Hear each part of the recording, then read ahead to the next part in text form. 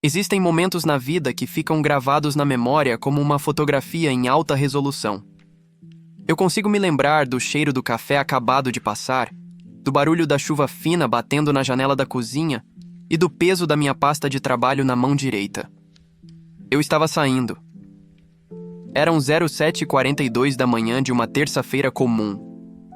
Dei um beijo na testa da Mariana, que estava enrolada no edredom, fingindo um sono preguiçoso, e disse que haveria no jantar. "Bom trabalho, amor. Te amo." Ela murmurou, com aquela voz rouca de quem acabou de acordar. Eu fechei a porta do apartamento, caminhei até o elevador e, enquanto esperava o sinal do subsolo, meu celular vibrou no bolso. Eu imaginei que fosse ela, talvez pedindo para eu comprar algo no caminho de volta ou apenas enviando um emoji de coração, como sempre fazia. Mas não foi um coração que apareceu na tela. Ele já saiu para o trabalho. Pode vir. Ele é tão idiota que nunca vai desconfiar. Te espero com aquela lingerie preta que você gosta. Eu li a mensagem uma vez. O elevador chegou, as portas se abriram, mas meus pés não se mexeram. Eu li a segunda vez. O nome no topo da conversa era Mariana. O destinatário... Bom, o destinatário deveria ser outro, mas o destino, ou o subconsciente dela, entregou a bomba direto nas mãos do alvo. Senti um formigamento que começou na ponta dos dedos e subiu até a nuca. Meu coração não acelerou. Ele parecia ter parado. Aquela sensação de idiota mencionada na mensagem se materializou instantaneamente. Eu me senti pequeno, ridículo, um figurante em uma peça de teatro onde eu era o único que não sabia as falas. Mariana e eu estávamos juntos há 4 anos. Morávamos juntos há 2. Eu a via como a mulher da minha vida. A pessoa com quem eu planejava ter filhos e envelhecer. Eu trabalhava em 2 empregos para que pudéssemos dar entrada na nossa casa própria, enquanto ela estudava para concursos e cuidava da casa. Eu era o provedor, o porto seguro, o cara que ela chamava de meu herói nas redes sociais. E agora, eu era apenas o idiota. Eu não respondi. Não mandei ponto de interrogação. Bloqueei a tela do celular e saí do prédio. Mas eu não fui para o trabalho. Entrei no carro, dirigi até a esquina de baixo e estacionei em um local onde eu tivesse uma visão privilegiada da entrada da garagem do nosso condomínio. Meus olhos queimavam. Eu queria subir, arrombar a porta e exigir explicações. Mas o Tiago, que queria fazer isso, tinha acabado de morrer. No lugar dele, nasceu alguém que eu não reconhecia. Um observador frio. Se ela me achava um idiota que nunca desconfiaria, eu ia provar que ela estava certa. Até que eu decidisse o contrário. Cerca de 20 minutos depois, vi o que eu temia. Um Audi preto, vidros escuros, parou na frente do prédio. O motorista nem precisou se identificar no interfone por muito tempo. O portão se abriu como se ele fosse um morador. Eu reconheci o carro.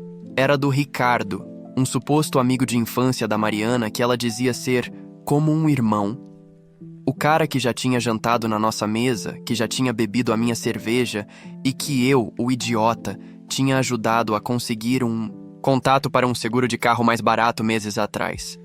Eu vi o carro entrar. Senti uma náusea profunda. Imaginei a lingerie preta. Imaginei as risadas que eles deviam estar dando de mim naquele exato momento, enquanto eu supostamente estava em uma reunião de condomínio ou revisando planilhas de TI. Liguei o carro e saí dali. Eu precisava de espaço. Fui para um café longe dali, abri meu notebook e comecei a trabalhar. Mas não no meu emprego.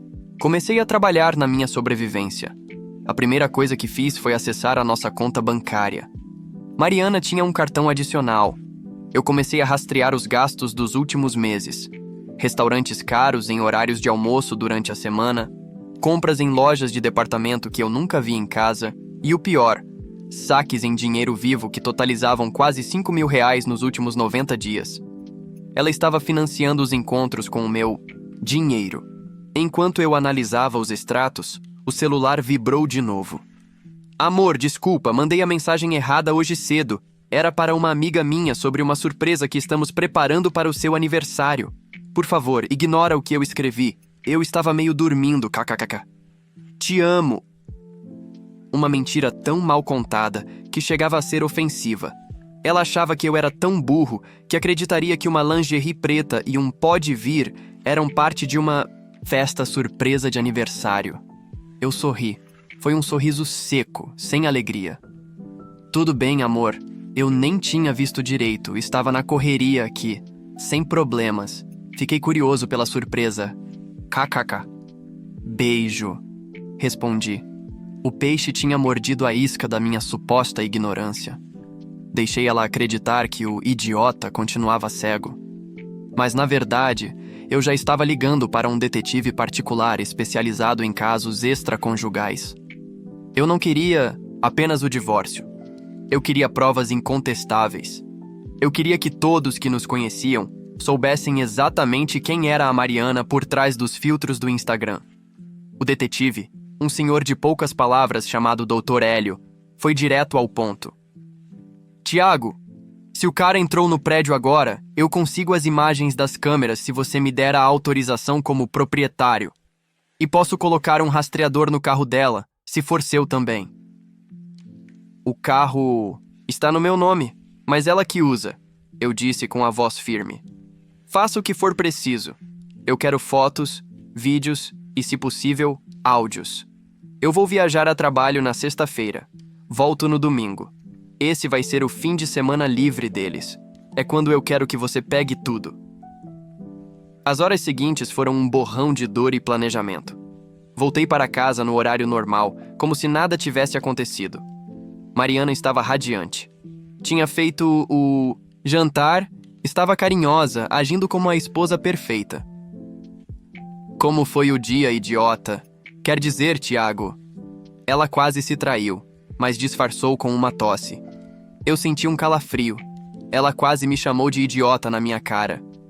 Foi produtivo, Mari. Muitas surpresas, respondi, olhando fixamente nos olhos dela. Ela desviou o olhar por um segundo, mas logo recuperou a compostura. Passamos a noite assistindo a uma série, ela encostada no meu peito. Eu conseguia sentir o perfume dela, e uma parte de mim queria gritar, mas a outra parte, a que estava no controle agora, apenas observava o quão fácil era para um ser humano fingir amor enquanto planeja uma traição. Naquela noite, enquanto ela dormia, peguei o celular dela. Ela tinha mudado a senha, mas eu conhecia os padrões dela. Tentei a data de nascimento do Ricardo. Bingo. Abri o WhatsApp. O que eu li ali faria qualquer homem perder a razão. Eles não estavam apenas transando. Eles planejavam como iam me convencer a vender o apartamento para investirmos em um negócio, que na verdade era uma forma de ela transferir o dinheiro para ele e fugirem juntos. O Ricardo estava devendo dinheiro para pessoas perigosas e a Mariana era o plano de resgate dele. E eu? Eu era a fonte inesgotável de recursos. Ele é tão otário que vai assinar qualquer papel que eu colocar na frente dele, dizia uma das mensagens dela. Eu recoloquei o celular na mesa de cabeceira. Meu plano inicial era apenas sair de casa. Agora, o plano tinha mudado. Se eles queriam um jogo de manipulação, eu ia dar a eles o mestre dos jogos. Na sexta-feira, eu me despedi dela com um beijo longo. Boa viagem, amor. Vou sentir sua falta, ela disse, já segurando o celular atrás das costas, provavelmente pronta para mandar o pode vir da Vitória. Eu também. Mari, aproveite a sua surpresa, eu disse fechando a porta. O Dr. Hélio já estava posicionado. Eu não fui para o aeroporto. Fui para um hotel do outro lado da cidade, onde passei o fim de semana recebendo notificações em tempo real. Fotos deles no meu sofá, vídeos deles entrando em motéis com o meu carro, áudios deles rindo da minha lerdeza enquanto bebiam o meu vinho de reserva especial. O dossiê estava ficando completo. Mas o que Mariana não sabia era que eu já tinha falado com o meu advogado e com o proprietário do apartamento que estávamos planejando comprar. O negócio que ela queria que eu assinasse já estava sendo preparado, mas com cláusulas que ela nunca imaginaria. O idiota estava prestes a dar o checkmate, e a queda dela seria em público, diante de toda a família dela que ela tanto tentava impressionar. O fim de semana no hotel não foi uma folga. Foi um retiro. Estratégico. Enquanto o Dr. Hélio me enviava fotos em alta resolução da Mariana e do Ricardo, entrando no meu prédio com sacolas de mercado cheias, pagas com o meu cartão, é claro, eu estava em conferência com o meu advogado e um especialista em crimes cibernéticos. O que Mariana não percebeu é que, ao me chamar de idiota, ela subestimou a única coisa que me fez ter sucesso na vida: minha obsessão por detalhes. Se ela queria que eu assinasse papéis para o tal investimento no negócio do Ricardo, eu daria a ela exatamente o que ela queria. Ou melhor, a ilusão disso. Na segunda-feira de manhã, voltei para casa fingindo cansaço da viagem. O apartamento estava impecável. Mariana tinha uma habilidade assustadora de apagar rastros físicos. Não havia um copo fora do lugar, nem o cheiro do perfume barato do Ricardo. Ela me recebeu com um café da manhã digno de hotel e um sorriso que pela primeira vez me deu náuseas. Como foi a viagem, meu amor? Senti tanto a sua falta. O apartamento ficou tão vazio. Ela disse, me abraçando. Eu retribuí o abraço, sentindo o peso da falsidade dela. Foi cansativa, Mari, mas valeu a pena. Consegui liberar aquele fundo de reserva que eu tinha comentado. Acho que finalmente podemos investir naquele projeto que você sugeriu. O do seu amigo, o Ricardo. Os olhos dela brilharam de uma forma predatória. Ela mal conseguia conter a excitação. Sério, Tiago? Nossa, o Ricardo vai ficar tão feliz. Ele disse que a oportunidade é única, mas o contrato precisa ser assinado logo porque tem outros investidores de olho. Sem problemas. Diga a ele para vir aqui amanhã à noite. Vamos jantar, celebrar e eu assino o que for necessário. Afinal, se você confia nele, eu também confio. Eu disse, dando um gole no café e olhando para a parede, evitando os olhos dela. Naquela tarde, enquanto ela saía para encontrar uma amiga, que o Dr. Hélio confirmou ser o Ricardo em um motel de beira de estrada, eu comecei a minha própria operação de limpeza. Eu não sou apenas um cara de TI. Eu entendo de segurança de dados. Acessei o computador principal da casa e instalei um keylogger. Em poucas horas, eu tinha as senhas de todas as contas secretas dela. Descobri que ela tinha uma conta em uma corretora de criptomoedas onde já estava convertendo o dinheiro que roubava de mim para facilitar a fuga. Mas o golpe de mestre veio através do Dr. Hélio. Ele descobriu que o Ricardo não estava apenas devendo para pessoas perigosas. Ele estava sendo investigado por um esquema de pirâmide financeira e estelionato. O negócio que eles queriam que eu assinasse era, na verdade, uma transferência de dívida e uma procuração plena que daria a eles acesso total ao meu patrimônio e legalmente me tornaria corresponsável pelas falcatruas do Ricardo. Eles não queriam apenas me deixar. Eles queriam me destruir para que eu não pudesse ir atrás deles. O advogado que o Arnaldo me indicou preparou uma contraproposta. O documento parecia idêntico ao que o Ricardo tinha enviado por e-mail, mas as cláusulas de letras miúdas eram uma obra de arte jurídica. Em vez de eu dar poderes a eles, o documento, uma vez assinado por eles como testemunhas e garantidores, confessava que os valores transferidos anteriormente para as contas da Mariana eram empréstimos pessoais com juros abusivos e que qualquer investimento futuro seria condicionado à devolução imediata do que foi desviado. Além disso, incluímos uma cláusula de confissão de dívida do Ricardo para comigo. Chegou a noite de terça-feira. Preparei um jantar caro. Vinho tinto, filé mignon, luz baixa. Mariana estava usando um vestido novo, provavelmente pago com o saque que ela fez na quarta-feira passada. Ricardo chegou às 20 horas, vestindo um terno que não servia bem, tentando parecer um empresário de sucesso. Tiago, meu irmão, que prazer te ver. Mariana me disse que você está pronto para entrar nessa com a gente. É o futuro, cara! Ricardo disse, estendendo a mão. Eu apertei a mão dele com uma força que o fez hesitar por um milésimo de segundo. Com certeza, Ricardo. Vamos comer primeiro, depois falamos de negócios. O jantar foi uma tortura psicológica. Eu os observava trocando olhares rápidos por cima das taças de vinho. Eles achavam que estavam no controle.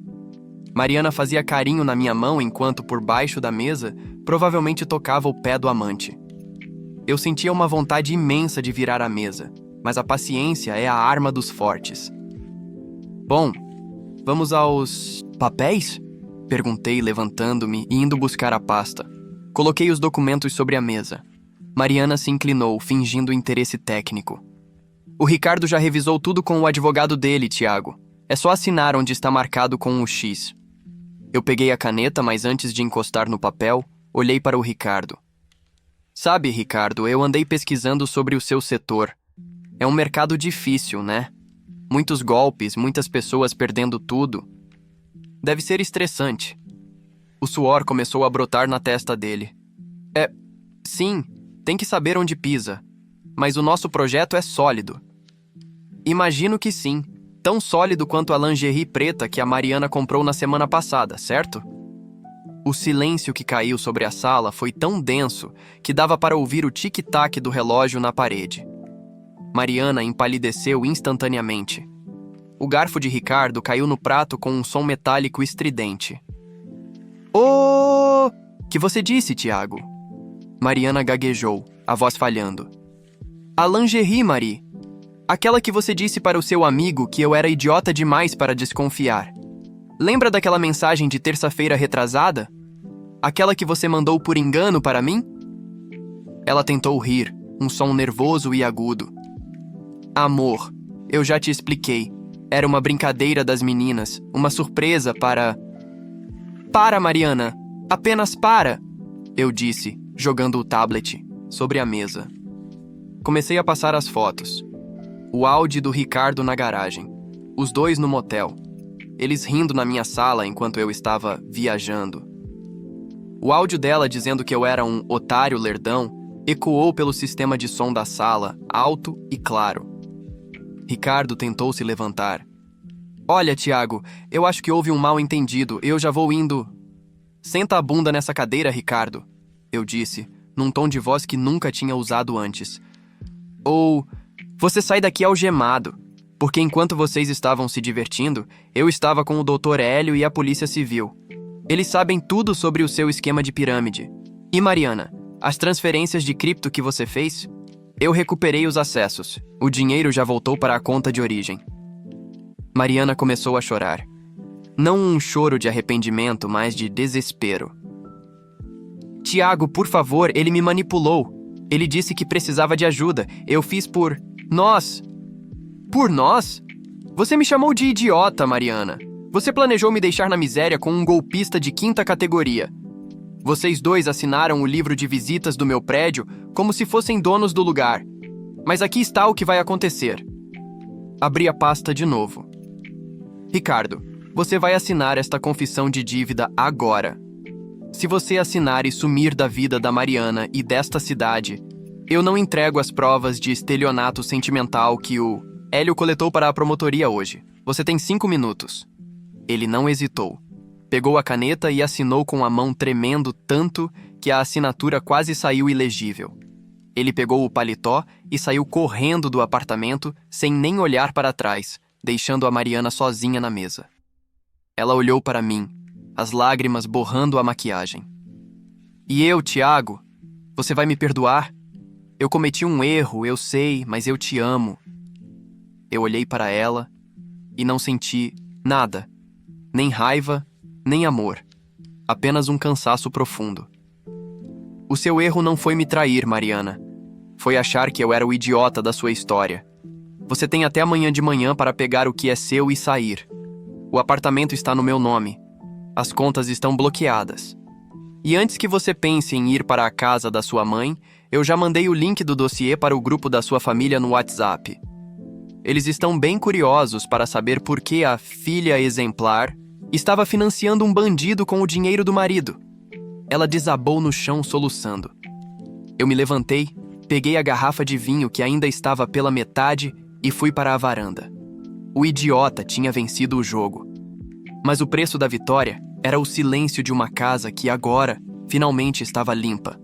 A manhã seguinte foi acompanhada por um sol frio que entrava pelas janelas da sala, iluminando a poeira que subia enquanto Mariana arrastava suas Últimas malas pelo corredor. O som do zíper fechando e o ruído das rodinhas no piso de madeira eram os únicos acordes da sinfonia do nosso fim. Ela não disse uma palavra. Não havia mais espaço para mentiras e a máscara de esposa perfeita tinha sido triturada pela realidade dos fatos. Antes de cruzar a porta, ela parou e me olhou. Havia um misto de ódio e incredulidade em seu rosto. Ela ainda não conseguia aceitar que o idiota tinha sido o arquiteto da sua ruína. Você é um monstro, Tiago. Destruir minha reputação com a minha família. Você não tinha esse direito. Ela sibilou, com a voz embargada. Eu não destruí nada, Mariana. Eu apenas acendi a luz. Quem estava no escuro fazendo a sujeira era você. Respondi sem sequer me levantar da poltrona. Boa sorte com o Ricardo, ou com quem quer que aceite ser o próximo idiota da sua lista. A porta bateu. O silêncio que se seguiu não foi vazio. Foi preenchido por uma paz que eu não sentia há anos. As semanas seguintes foram de faxina, literal e emocional. Vendi o apartamento. Não porque eu precisasse do dinheiro, mas porque cada centímetro daquele lugar estava contaminado pelas lembranças das risadas que eles deram às minhas costas.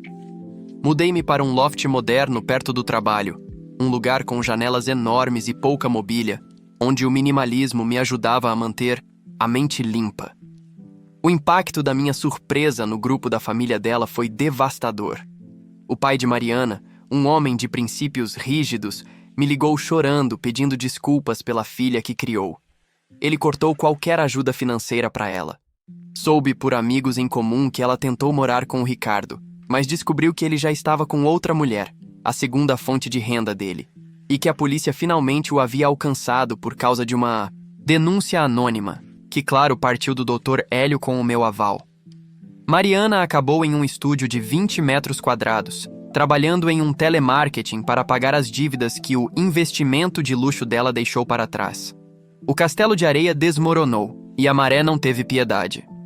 3 meses depois, eu estava em um café no centro, revisando alguns códigos no meu notebook, quando uma mulher sentou na mesa ao lado.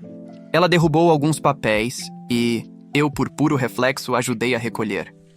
Obrigada, Tiago. Olhei para cima e reconheci o rosto. Era a Paula, uma antiga colega de faculdade que eu não via há uma década. Conversamos por horas. Ela era inteligente, direta, e tinha um olhar que transmitia uma honestidade que eu tinha desaprendido a esperar das pessoas. Ouvi dizer que você passou por um divórcio complicado, ela disse com cautela. Foi um aprendizado caro, respondi, sorrindo de verdade. Descobri que o pior tipo de cegueira é aquela que a gente escolhe ter para manter uma ilusão. O que o Reddit e todos aqueles fóruns de traição não te contam é que a vingança, por mais satisfatória que seja no momento do confronto, é apenas o aperitivo. O prato principal é a vida que você constrói depois que o lixo é colocado para fora. Hoje, não olho mais o celular de ninguém. Não sinto o frio na barriga quando recebo uma mensagem. Recuperei a minha confiança não porque acredito que ninguém mais vá mentir para mim, mas porque agora eu sei que, se mentirem, eu sou forte o suficiente para sobreviver e inteligente o suficiente para não ser o idiota de ninguém. O Ricardo tornou-se apenas um nome em um processo judicial que meu advogado acompanha. Mariana tornou-se uma lição de vida que eu já terminei de ler. A última mensagem que recebi dela, meses depois, dizia apenas: eu sinto falta da nossa vida. Eu sinto falta de como você cuidava de mim. Eu não respondi. Apenas deletei. Eu não cuido mais de parasitas. Eu cuido de mim. E pela primeira vez, o idiota aqui está vivendo a história mais inteligente de todas, a dele mesmo.